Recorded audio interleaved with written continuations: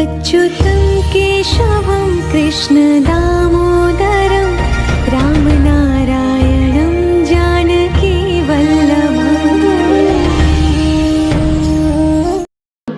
এবং আমার ভক্তিবতী মায়েরা তাহাদের চরণে জানাই আমার কোটি কোটি প্রণাম। আজ আমি আপনাদের সম্মুখে যে লীলা বা পালা কীর্তন আস্বাদন করাবো তাহা হইল নীল মাধবের সন্ধানে বা জয় জগন্নাথ। জয় জগন্নাথ। আমার গুরুদেব কীর্তনিয়া শ্রী শ্রী অরবিন্দ হালদার মহাশয় এবং শ্যামল নস্কর মহাশয় আমায় যতটুকু শিক্ষা দিয়েছে, গৌরহরির কৃপায় আমি যতটুকু জেনেছি তাহাই আমি আপনাদের সম্মুখে কীর্তন পরিবেশন করে শোনাব। ইহার মধ্যে যদি কোনো ভুল ত্রুটি হয়ে যায় তাহলে নিজ নিজ কন্যা ভাবিয়া বা ভক্তি মনে করে আমায় ক্ষমা করিবেন। নিতাই গৌর প্রেমানন্দে হরি বল। তাহলে বাবা, প্রথমে যে কোনো লীলা বা পালা কীর্তন করতে গেলে প্রথমে তার গৌরচন্দ্রিকা করতে হয়। তাহলে আমি পালার গৌরচন্দ্রিকা শুরু করলাম।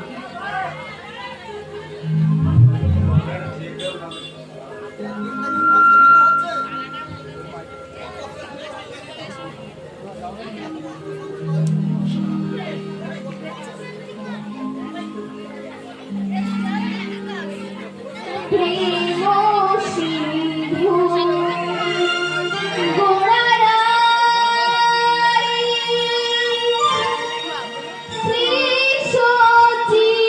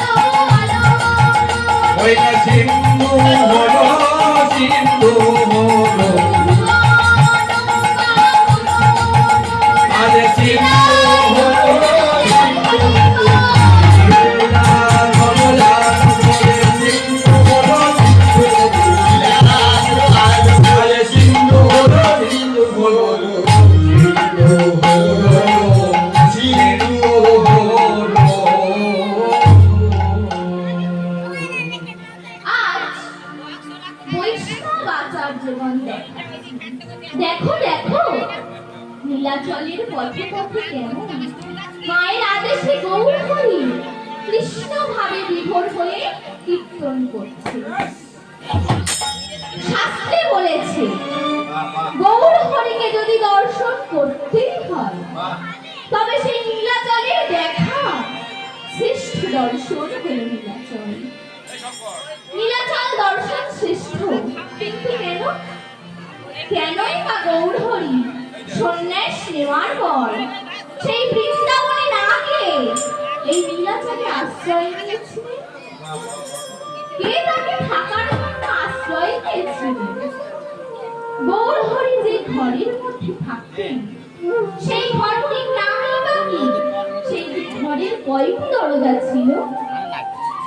পুরী ধামে জগন্নাথ মন্দিরে কৃষ্ণ, বলরাম, সুভদ্রা এই তিনটি বিগ্রহ সমাপ্ত নহে, অর্ধ সমাপ্ত অবস্থায় আছে এবং আজও সেই বিগ্রহ পূজিত হয়। এখন প্রশ্ন, জগন্নাথ মূর্তি অসমাপ্ত হলো কেন? আর কেই বা জগন্নাথ মূর্তি প্রতিষ্ঠা করিলেন? কেন জগন্নাথ নাম হলো? আজ আমরা সেই লীলারস আস্বাদন করাবো। আজ লীলার বিষয়বস্তু নীল মাধবের সন্ধানে বা জয় জগন্নাথ। জয় জগন্নাথ। 24 বৎসর সেই মাঘ মাস তাহার শুক্লা পক্ষে প্রভু লভিল সন্ন্যাস। গৌর হরি 24 বৎসর বয়সে সন্ন্যাস নিয়েছিলেন।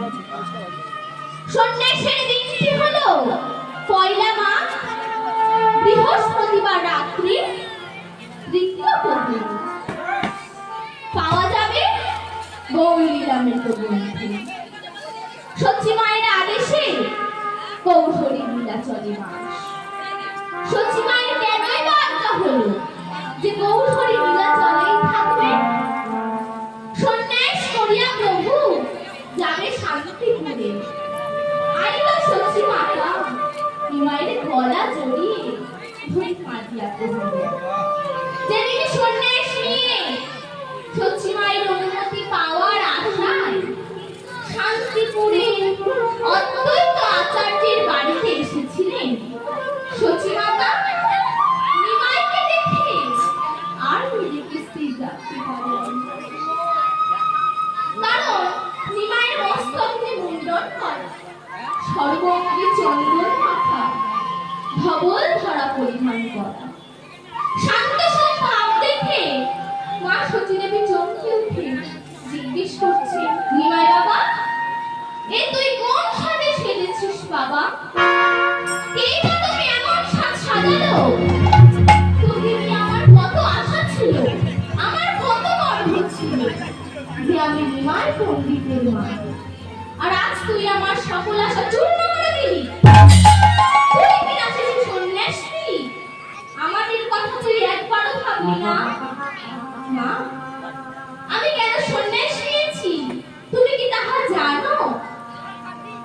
আমি যাব বৃন্দাবন, না গো যাব বৃন্দাবন।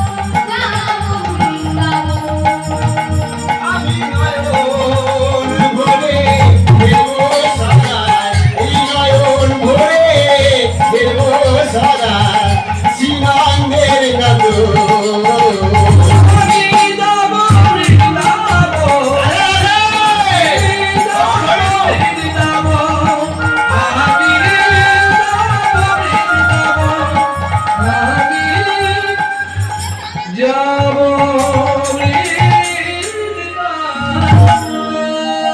নিমাই বাবা, তুই বৃন্দাবনে গিয়ে ব্রজেন্দ্রনন্দন কৃষ্ণকে দেখবি আর কি করবি? সেথায় শ্যাম বন্ধু রাধা বন্ধু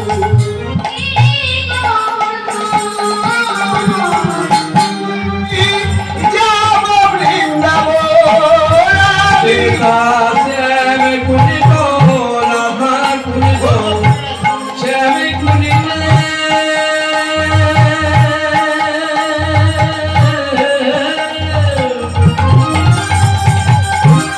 আমি যাব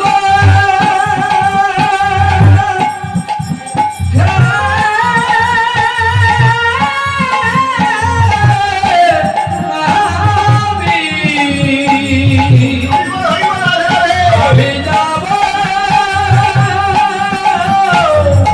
যাব যাব বৃন্দাবন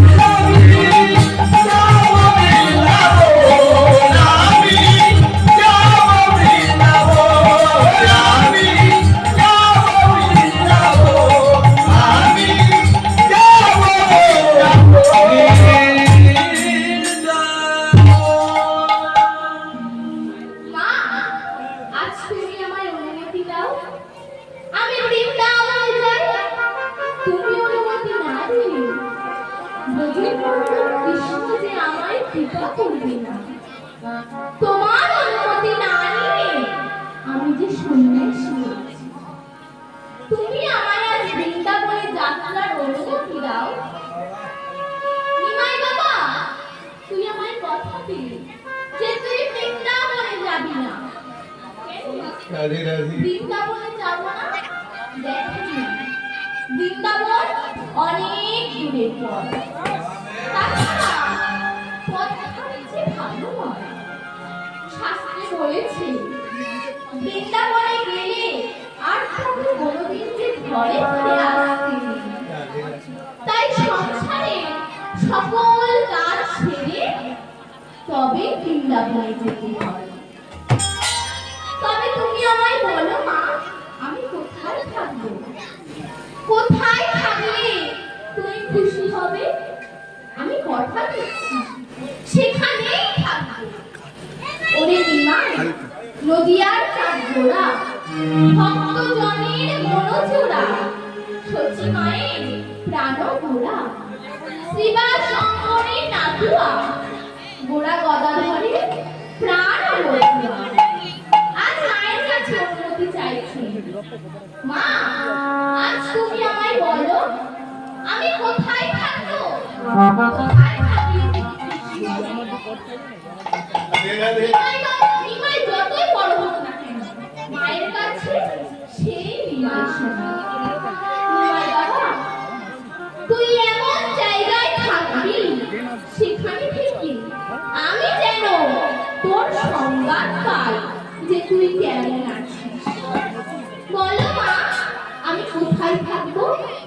কোথায় থাকলে তুমি মনে একটু শান্তি পাবে? আমি কথা দিচ্ছি সেখানেই থাকবো। নীলাচল আর নবদ্বীপ হলো দুই ভাই। তুমি কাছা নীলাচলে পদোয়া যেথায়। তোমাকে যদি থাকতেই হয় তাহলে তুমি ওই পুরীধামে বা নীলাচলে থাকবে।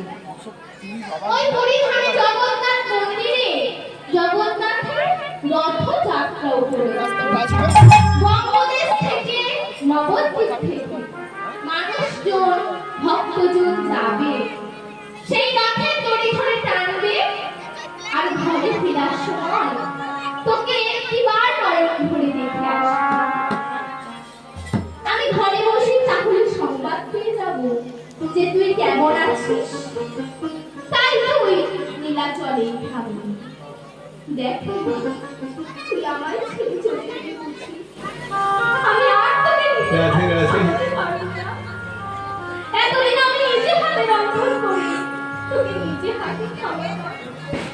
আর আমি তোকে নিজে হাতে খাওয়াতে পারবো না, আর তুই আমার হাতে রন্ধন খাবি না। আচ্ছা মা, মায়ের চোখে জল, কিন্তু মাই বলেছে যে তুমি রন্ধন করলে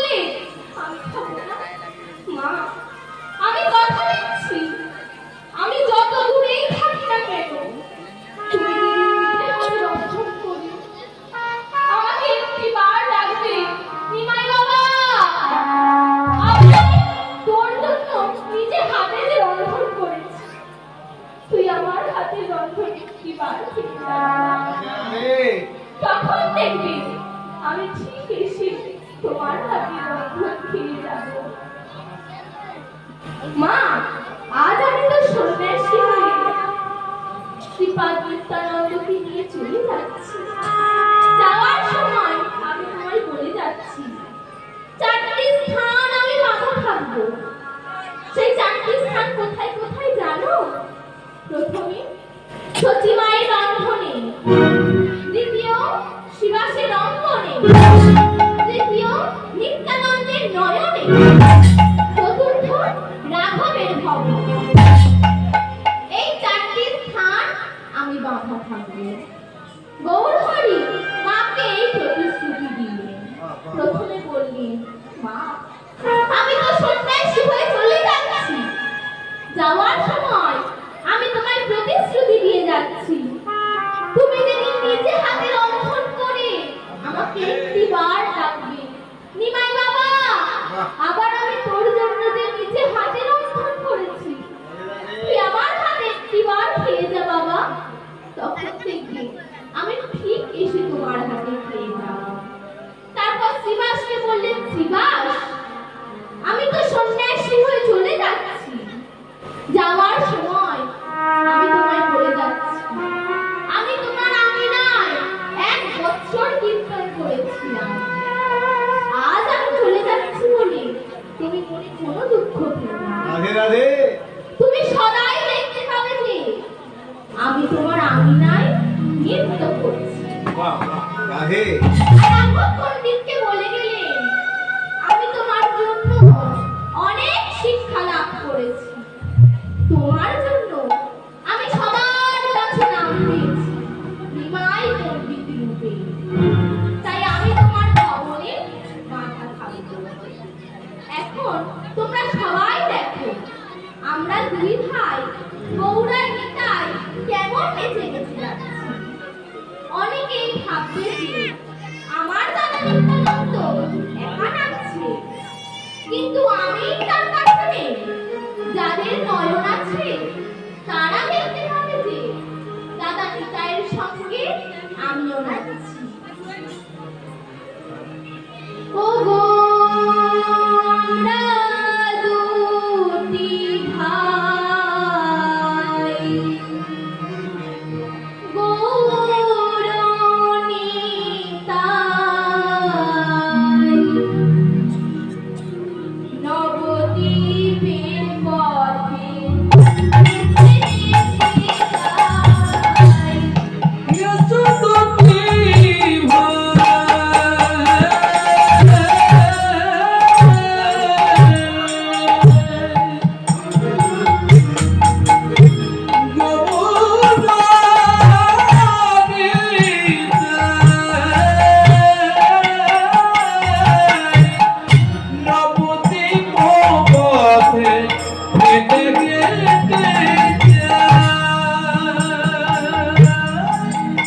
আমরা 2টি ভাই, গৌর নিতাই, নবদ্বীপের পথে নেচে নেচে যাই।